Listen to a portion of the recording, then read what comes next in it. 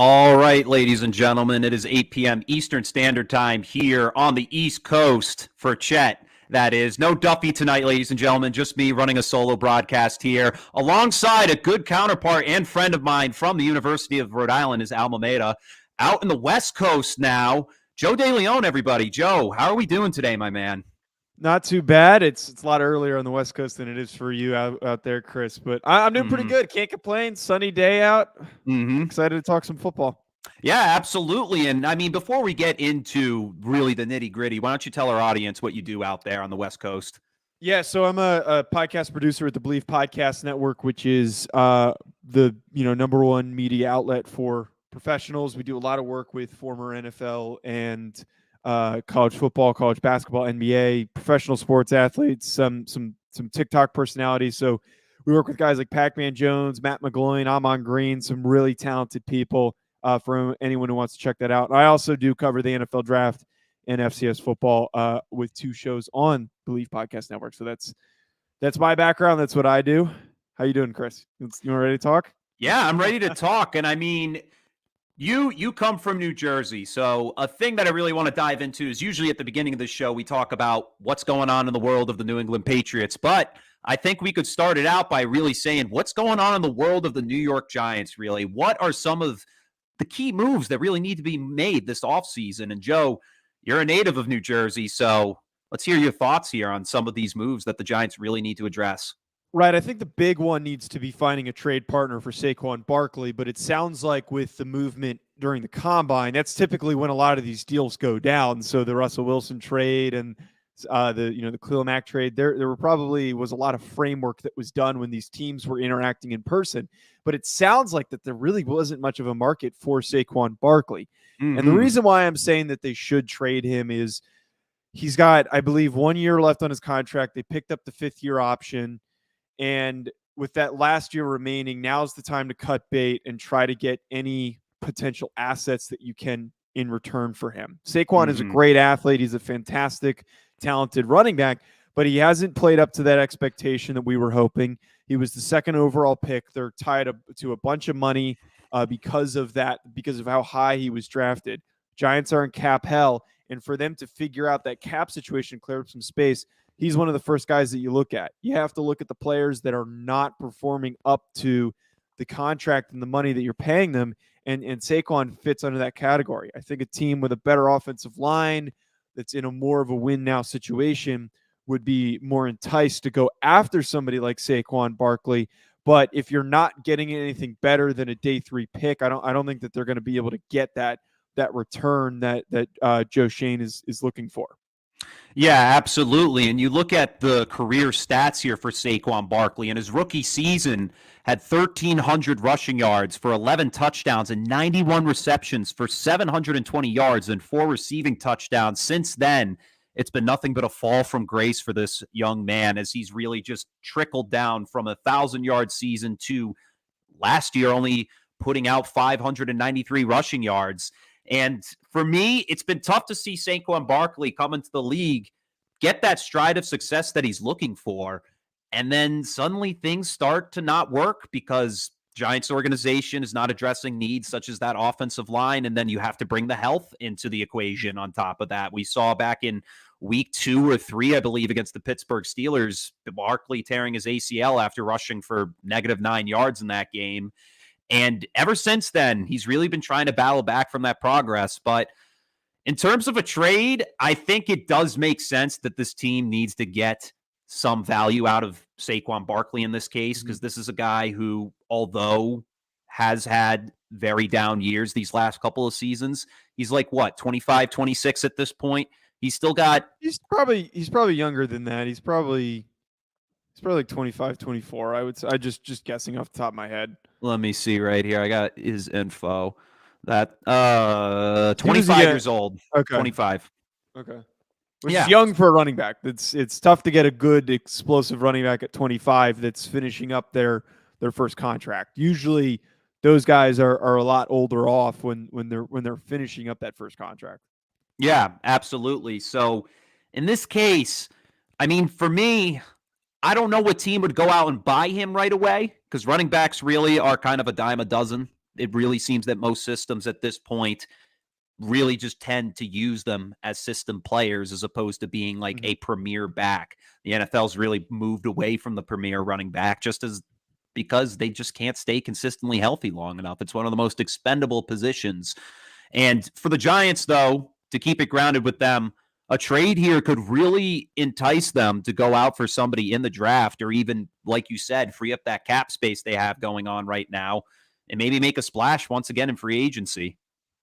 Yeah, and I for them this year, I don't think they're going to really make any crazy big moves in free agency. They're not in a position where they're going to immediately turn things around and win. This is a team that was under really poor direction with Dave Gettleman, spent all this money on guys that, some of them did decently, but Kenny Golladay, man, the contract that they gave him was terrible for what his performance was. And that, I think a lot of people thought that was going to be a slam dunk.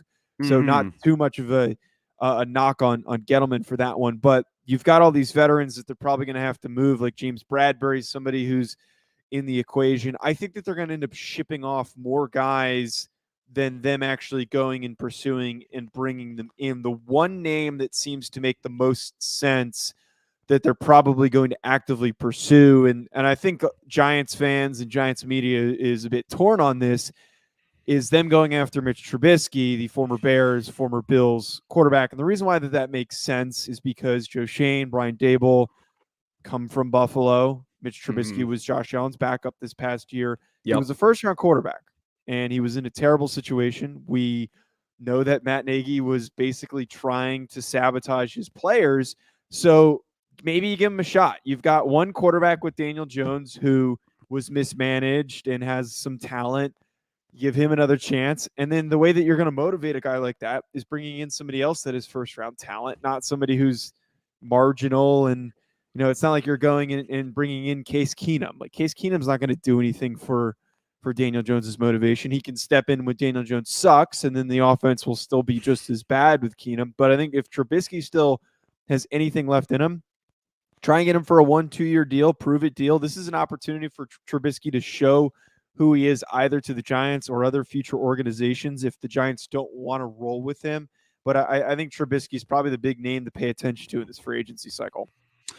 That'd be a very interesting move because, obviously it kind of adds a little bit of competition to that quarterback core you got going on in New York. And Daniel Jones, another story there where when he was drafted, I knew I asked you right away the day he was drafted what you thought about it, because if you can remember, and I know you do remember that night of the draft when Daniel Jones was picked, Giants community was going nuts, not on the fact that, like, oh my God, we got Daniel Jones. It was like, you got to be kidding me. We got Daniel Jones out of the entire quarterback class that was there. Who were some of the names in that draft? That quarterback class was terrible. It was the worst draft for them to have selected a quarterback. And the frustration for Giants fans was that the previous year they were in a position to draft Josh Allen. They could have gotten Sam Darnold, who hasn't been great, but still was a quarterback. Yeah, was better. Lamar Jackson was available in that class, and they drafted Saquon Barkley. And then the next year, they decide to pick a quarterback in a historically bad quarterback class. The only guy I think that was worth drafting was Kyler Murray. And if you look back at that class, nobody else has done anything. Dwayne Haskins is now on the Steelers since being on the Washington football team. Daniel Jones, as we know, sucks. And then Drew Lock was just traded to Seattle. So that was just terrible timing. It wasn't even so much like, oh my God, we just drafted Daniel Jones. It was like, oh my God, we just drafted a quarterback. Yeah. Yeah, that is a good, I guess that's a good way of putting it, because obviously looking back at it from a Patriots perspective doesn't really make sense to me, but obviously now it does. And in terms of looking at Daniel Jones' career stats, hasn't gotten over the 3,000 mark since his rookie season, hasn't passed for over 20 touchdowns since his rookie season. And it's really just been an uphill battle for him throughout. This Giants team, it's tried to go out and get people. They signed Kenny Golladay, as you said, on a 4-year, $72 million deal. He was hurt for most of it. And then when he played, they hardly targeted him as it was. And people like Darius Slayton, Sterling Shepard, they just haven't really been what they've been in the past and who they were hyped up to be, really. Darius Slayton specifically in my opinion. And then Evan Ingram's still with the team, correct? He's hitting free agency. He's somebody who's I would guarantee to be a lock to be out the door. Yeah. I mean, all these teams that are pursuing him, which is interesting that they're considering him to be a slot receiver and see if you can get him to cut a little bit of weight, because he's a good receiver. He's just a bad tight. He's not a tight end. He's not built to play tight end, and he never was. And he was really good his rookie year when he was used as a receiver and was used in a cohesive and strategic way. But since then they've been asking him to put his hand in the dirt. He's just not built to do that. Yeah. And because his career numbers, he's never really been an 1,000-yard receiving tight end. He's not a Rob Gronkowski.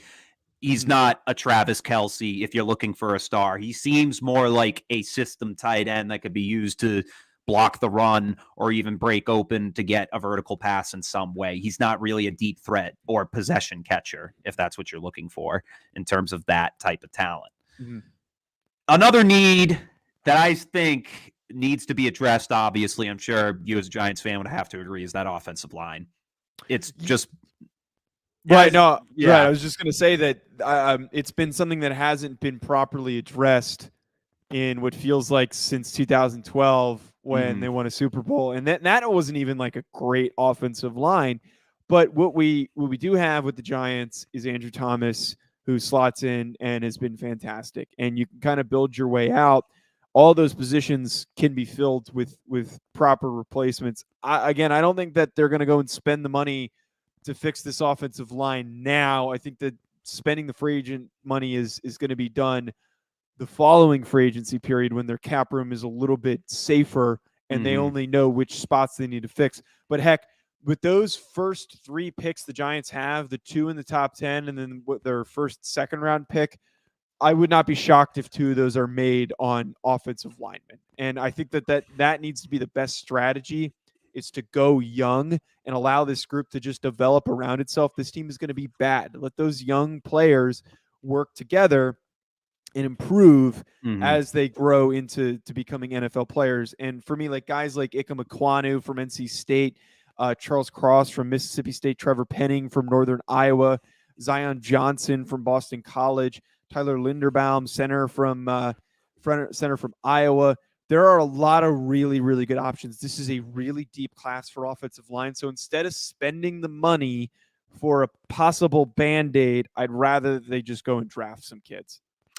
Yeah, and especially, considering I did take a look at some of the Giants' key players that are going into free agency. One of them is offensive lineman, left tackle, Nate Solder, former Patriot. Obviously, he is terrible. Ever since he left New England, he's been a shell of his former self. And, definitely looking in the draft, the Giants, as you said, those are some very notable players right there. And do they have 2 first-round picks this year? Is it only? Yes. So they have the Bears first-round picks, so they're picking at 5 and they're picking at 7. So that puts them in a really freaking good spot to, if Ike Ekwonu's still on the board, you grab Ike Ekwonu, and then if he's not, you wait a little bit, you maybe go and draft Charles Cross or Kenyon Green. There's so many good options there for them to take one offensive lineman. Do you think there's any possibility that they might trade down if they feel that somebody's not suitable for that 5th overall pick? Because sometimes I feel some value is drafted a little too high and some teams aren't as willing to kind of drop down on the board. So here's my concern with trading back. This is not the draft to do it in. I just don't think that when you have teams trade up, it's for a quarterback typically.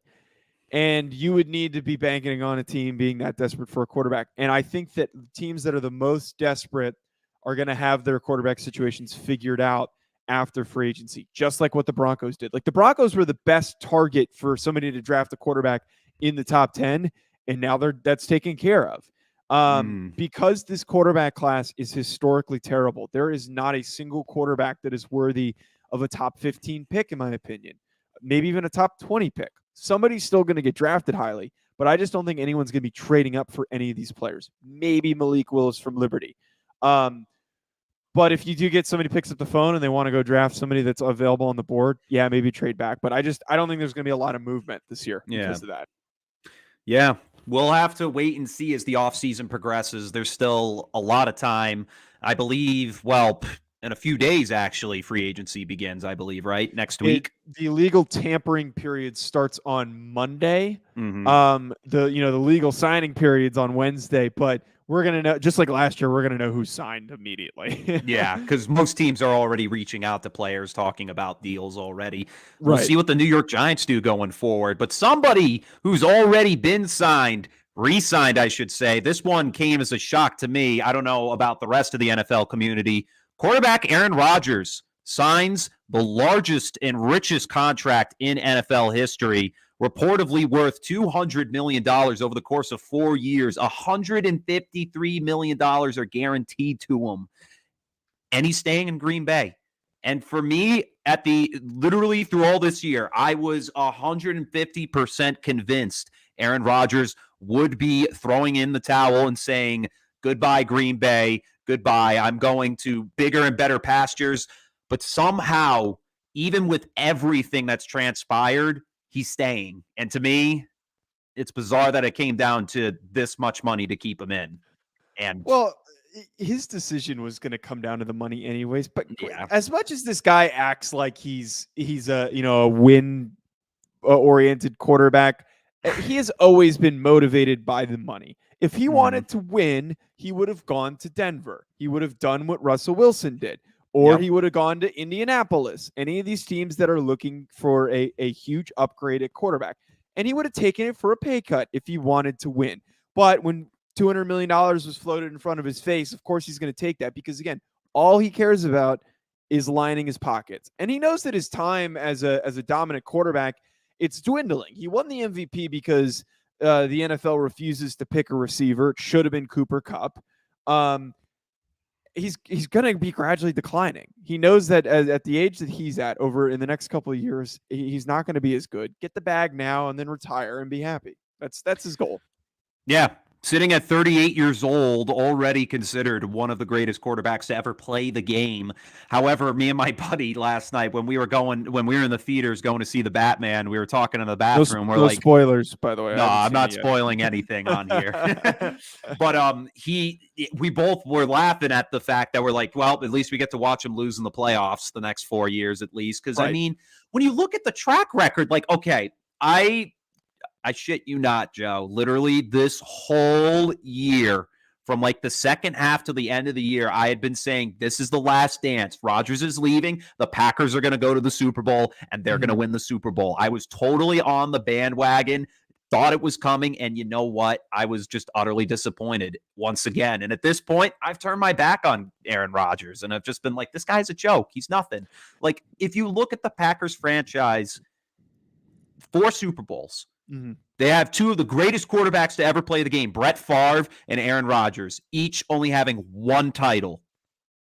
It was all Bart Starr, baby. Yeah, it was all Bart Starr. It really was. That's the OG best quarterback right there. But Aaron Rodgers, the track record, I mean, I can't even go over how great his stats were. So I'll just go over recent stats, being this season, 4,115 passing yards for 37 touchdowns, only threw for 4 picks.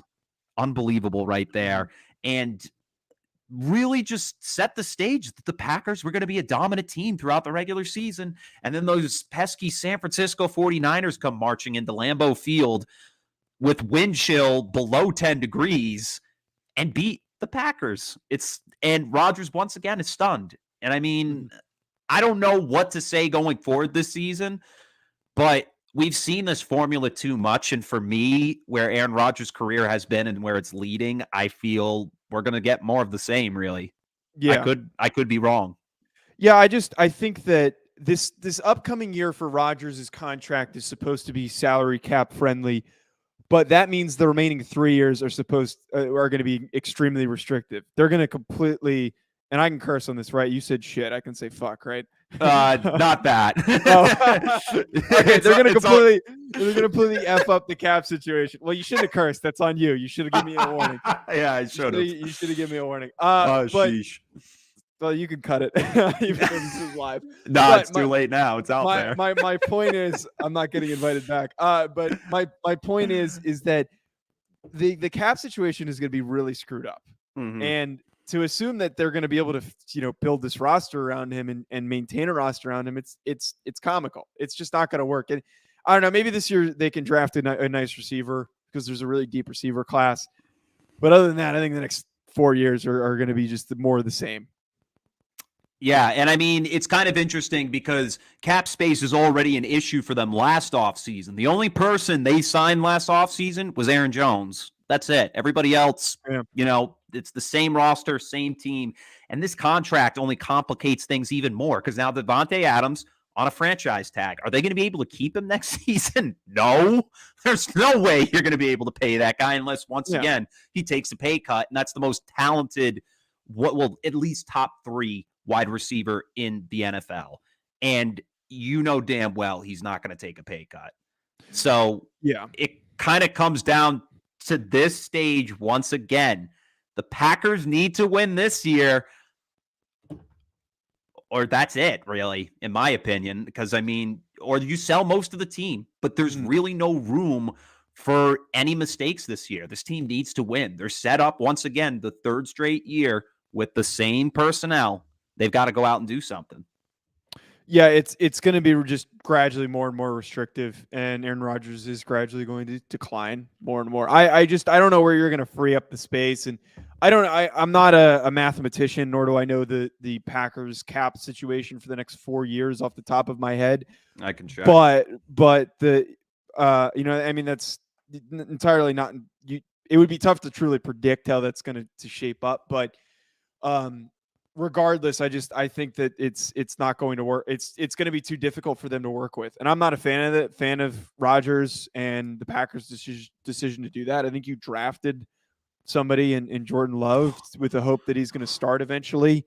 I think if you drafted him in the 1st round, you should just let him start and let him go fail instead of spending all this money. Because imagine the situation that they'd be in with Jordan Love leading this team. Obviously not as good as Aaron Rodgers, but they'd have infinitely more money to play around with because he's a rookie quarterback on a rookie quarterback deal. Yeah. So to have a couple of years, let him grow into the position, go spend money on as many premier free agents as possible. That to me is more enticing than spending and committing all this money to Aaron Rodgers just to make him happy and just to keep him around for his final days.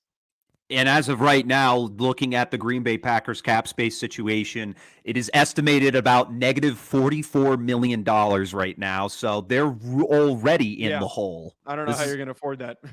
I don't know either. And you can't, and there's players on there like David Bakhtiari. That's easily the best left tackle in football right now. You have to keep a guy like him around in order to protect your quarterback. And then Rashawn Gray at $20 million, Zadarius Smith at $16 million, Davante Adams at $25 million just from that franchise tag.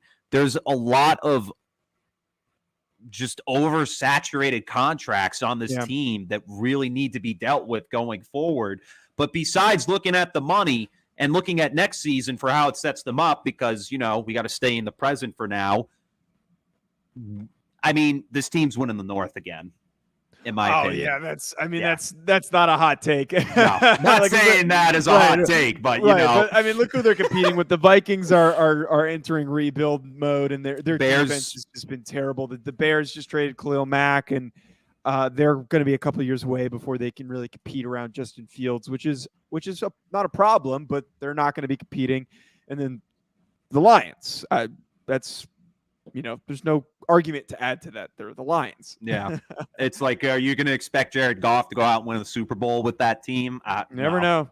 Hey, you never know, I guess. But Vikings, this was the first year we saw Kirk Cousins actually look good, and that was completely overshadowed by their performance, really, throughout the season. He had a career year, and as you can see, the Bears are ready to rebuild.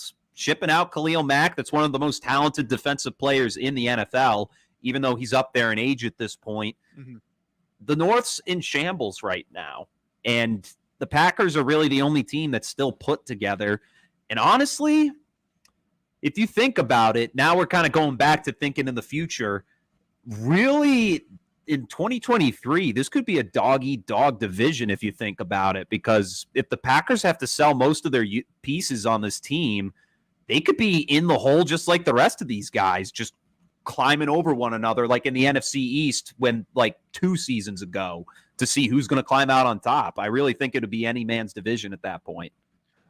I wouldn't necessarily say any man's division because, I look at 2023, the Vikings are probably going to be looking for a rookie quarterback. Or maybe they draft one this year. The Lions are probably going to be doing the same, or maybe they draft one this year. So they're going to be unsettled at quarterback.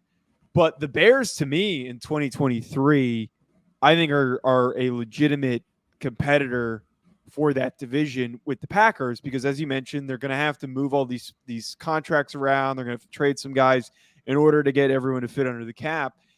And if you cut down on some of the talent, it opens things up for now that like the Bears getting rid of Khalil Mack's contract really, really helps them out with their cap situation. Add a couple offensive linemen, some receivers. They already have a decent defense. Maybe add a couple young pieces like that. I think that team is going to be sneaky good in 2023.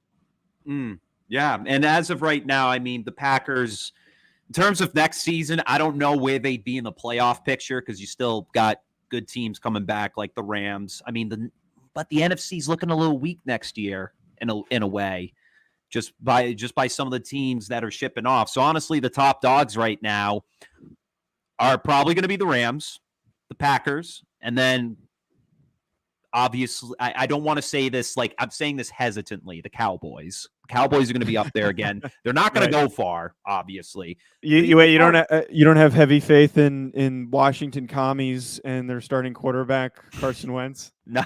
Not yet. We'll get to that, obviously, but I mean that's a whole nother issue right there. But another big trade that we have to talk about that was really huge after this deal was done.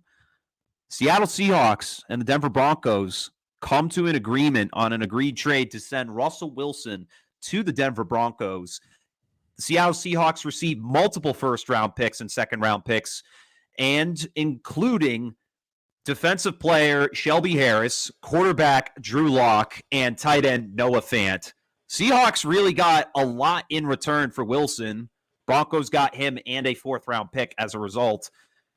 For the Broncos, this is huge for them because you're talking about a pretty solid receiving core with Tim Patrick, Jerry Jeudy, and Cortland Sutton already set and present there. I believe Melvin Gordon might be up for free agency this year, but I'm not sure if the team's going to make an effort to keep him. Yeah.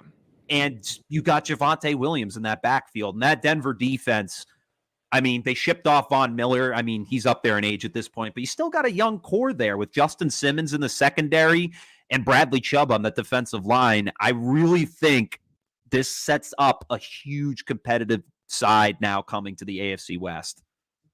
Yeah, I was saying this to Sean, and Sean completely disagreed with me on it. Oh boy. It gets really interesting now that Khalil Mack is in the fold, and I think that the debate opens up a little bit more. But I mean, I don't see a reason why that they can't be the second best team in this division. The Chiefs are still going to maintain where they are at the top, and you think the Chargers are going to be number 2? Well, I think it's a dogfight now between the Broncos and the Chargers. The Raiders they quarterback wise, I don't think they compare. But I mean, Justin Herbert has looked fantastic in his development. Year 3, I think, is going to be when he ascends. And you add Khalil Mack, that defense goes from being a liability at times to now being really scary good if him and Bosa are both still available. But I still think that the Broncos, with the more veteran quarterback, with the really underrated defense, and it sounds like Von Miller wants to come back. And I think if you bring back Von Miller, that's a home run to have that defense with Pat Surtain and Bradley Chubb. That is a scary good defense with a very underrated offensive line led by one of the best quarterbacks in football. To me, I think that this is going to be one of the best teams, not only in the division, but it's automatically a top 4. I was arguing second best team in the AFC overall. That good. Really? Overshadowing teams like the Buffalo Bills, the Tennessee Titans? I think that their defense is far better built. Right now than the Bills ones is. And I look, as much as the Titans are fun to watch, if Derrick Henry goes down with an injury, they're done again. They're done. He played with a plate in his foot. They lost to the Bengals. I just don't think that I don't think the Titans are that Yeah, good. and even with what's his face? With Julio Jones and A.J. Brown, they're really the only reliable target is A.J. Brown. Julio Jones has really become a shell of his former self.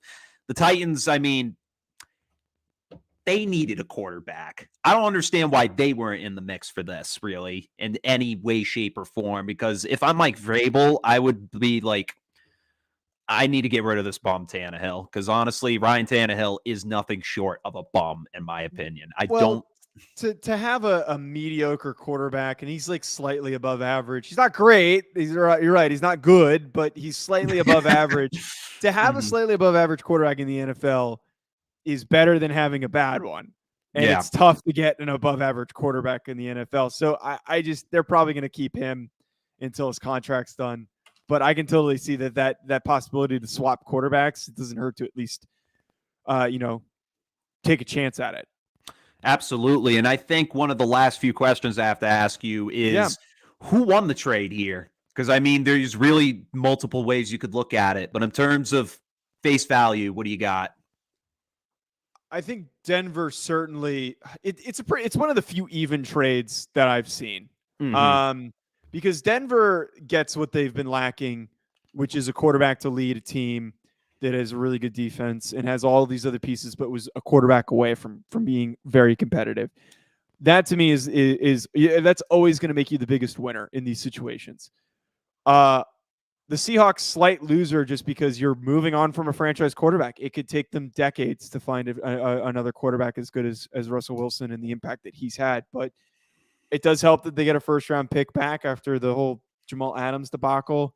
I think that they need to move on from him. This is a team that needs to start from scratch, and the way that you do it is by acquiring picks. Absolutely. I mean, the Seahawks, they're really set up in a good position in terms of their future. Obviously, Drew Lock is not the answer up front. He's really just a filler, a buffer while they go out and look for a quarterback down the line. Noah Fant coming there. That really helps set a good spot for the rest of this receiving core there because now you're talking about Noah Fant at tight end, Gerald Everett still being there potentially, and then Tyler Lockett and DK Metcalf still solid. I mean, Lockett, though, I believe he is up on his contract this season. He might want to test the waters because at this point, hey, if you don't have Russell Right. Wilson there, what's the point of Yeah, you staying? want to catch passes from Drew Lock? And not really. I'm sure Right. Cortland Sutton had enough of it by the Yeah. end of things. But that does it, everybody, for Joe DeLeon here. Time for him to sign off. Joe, thank you so much for coming on the show. Appreciate you coming on board. We'll have to have you on again.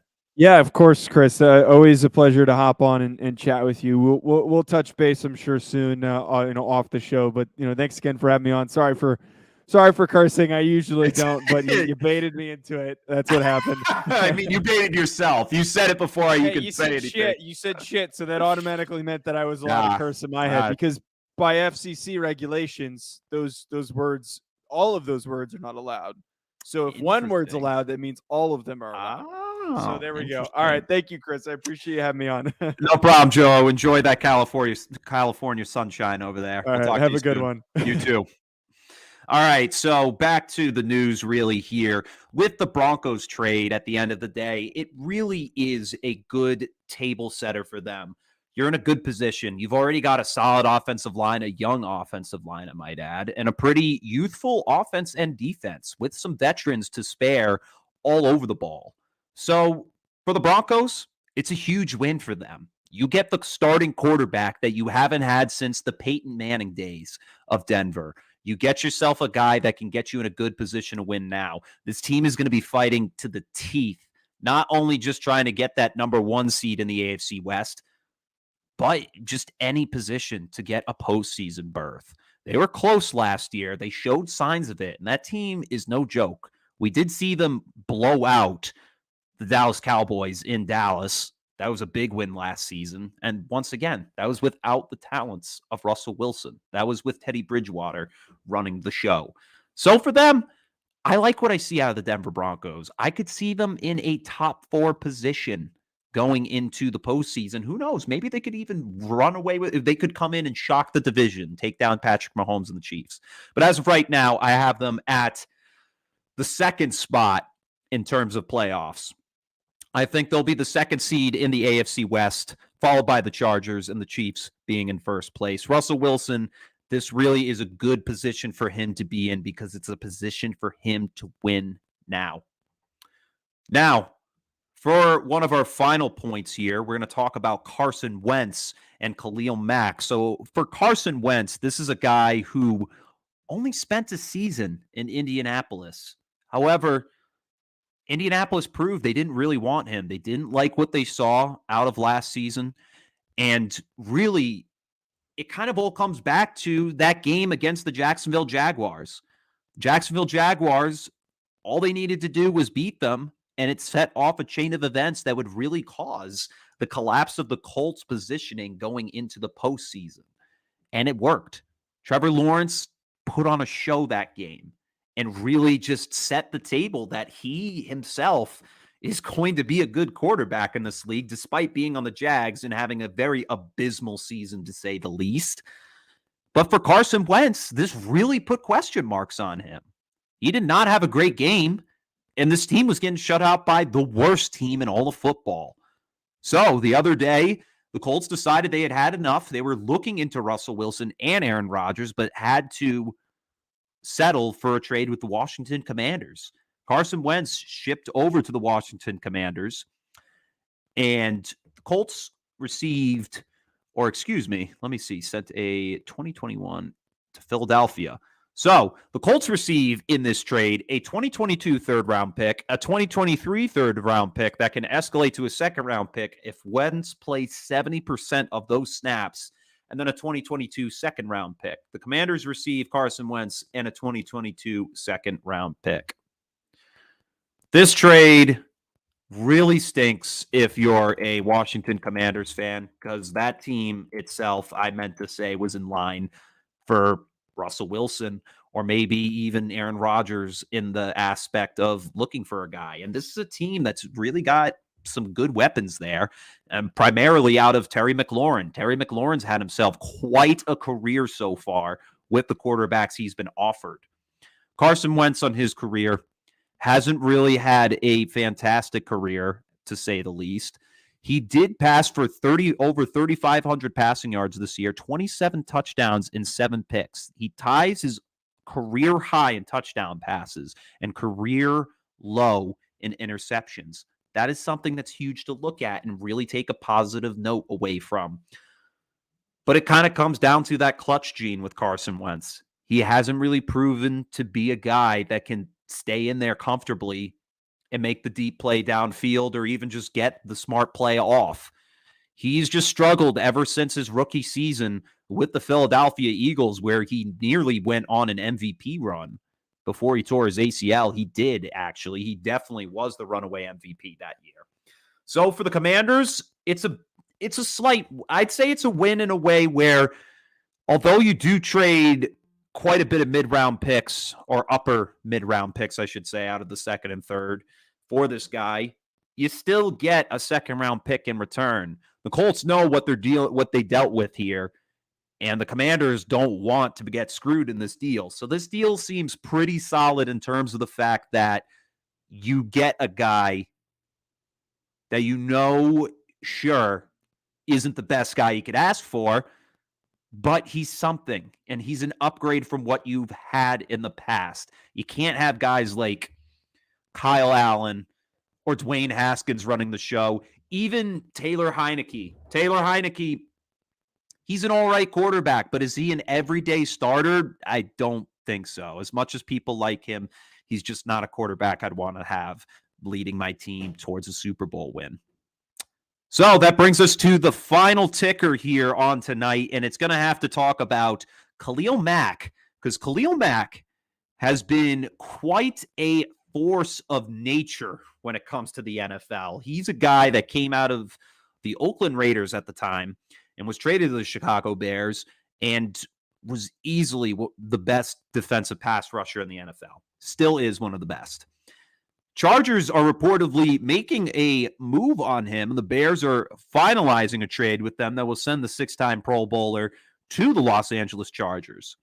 The Chargers are expected to give up a 2022 second-round draft pick and a 2023 sixth-rounder to the Bears in return for Khalil Mack. So Khalil Mack is the only piece they're getting back in this deal, and that's not a bad thing because Khalil Mack, you look at his stats here, already 76 and a half sacks on his career so far at age 31. He's a guy that will easily reach 100 by the time he leaves this league. But for the Chargers, this once again sets up a very competitive side to this team. This is a team that really needs a lot of things done here in order to get them on the road to being a successful team. Joey Bosa being there is huge, but he needs another guy to complement him. And you know what? Khalil Mack, he's definitely that guy. But at the end of the day, with the Chargers, for me, is I like this move. It's going to definitely help them a lot, but they need to figure out something that doesn't really cause inconsistencies in these games we've seen them play in. There's been plenty of times where they're up on their opponent or they're struggling to get back into a game.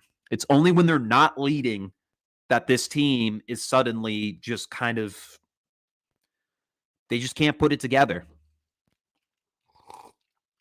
It's just one of those weird things with this team. They really show a lot of talent. They just got Mike Williams back yesterday, re-signing him. That was huge. Keeping him and Keenan Allen around and pieces like that on the offense is what's going to make this team successful. But it's going to come down to the coaching because at the end of the day, this team has proven to me that they're just not ready for the big stage. They missed out on that. We watched them prove it to us on that thrilling Week 18 game between them and the Las Vegas Raiders, which nearly ended in a tie, which would have resulted in both teams making the postseason. And not to say that, hey, we didn't throw the game, we should have thrown the game and that sort of thing, but it's like you need to beat your opponent. That's what you want at the end of the day. You don't want to settle for, hey, we both win, we're both in type deal. But for the Chargers here, it was their one way to get into a postseason berth for the first time in nearly 5 years at this point, I'd say. And they whiffed on it. This team is getting close, ladies and gentlemen. Mark my words, they're very close to getting back to that stage that they need to be. But there's some things they need to shake up on because right now, what we've seen the past few years, and people I know who root for the Chargers or even know about, know anything about football, know the Chargers, they do Charger things. And those things are not positive, I'll tell you that. They do a lot of things to shoot themselves in the foot. But Khalil Mack, this is a big step in the right direction in terms of bringing talent to your roster and giving hope to your playoffs, really, getting a chance to be in there this season. So once this trade's finalized, this will be huge for the Chargers going forward, adding a big piece of talent and really setting themselves in a competitive spot between the Las Vegas Raiders, the Denver Broncos, and the Kansas City Chiefs. They're not going to finish number one. I'll tell you that right now. And I'm sure most of you know that as it is, but they'll be in a good spot to try and make a postseason run. So that does it for me tonight, I should say, instead of us. No Duffy here. And Duffy ended up getting himself a nice gig tonight with URI Campus Rec. I believe he's doing some commentating. Besides doing commentating here with us, he's really trying to spread his wings. So good for that guy, I guess. But, he'll be on next week. We'll be back here next week as usual. And we might have ourselves a special episode next week with the state champions of Division I hockey. That game is going on right now between the Bishop Hendricken Hawks and the East Greenwich Avengers at the Providence College at Schneider Arena. So whoever wins that game, Duffy and I will probably bring on and give a spotlight to and have some nice discussion about these players, their season, and just who they are. So be sure to check into that. That'll be next Thursday at 7 p.m., our normal time here on Unapologetic. And we will catch you all then. Thank you all for tuning in to Unapologetic with Chet and Duffy here on Fans Only Sports Network. And we'll catch you next week at 7 p.m. This is Chet signing off. And as always, go Pats. Peace.